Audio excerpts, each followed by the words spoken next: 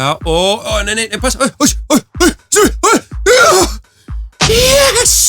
Strákarnir okkar stjórna afslættinum á meðan þeir spila á EM. OP og strákarnir okkar.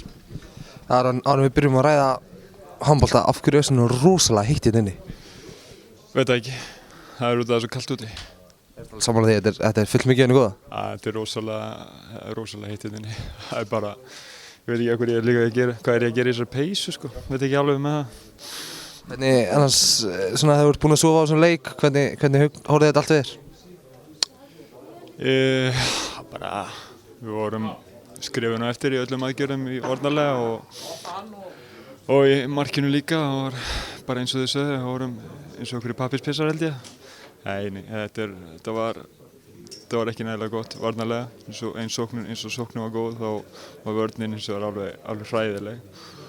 En við verðum bara að læra því og það bara fyrir burtu núna og fókus á næsta leik. Mér finnst kannski lýsa því best svona andrúmsloftinu í liðinu þegar þú ert tekin út af eftir nokkra mínútur, lemur hann í stól, þetta hlýtur að hafa verið orðið helviti pirrandi.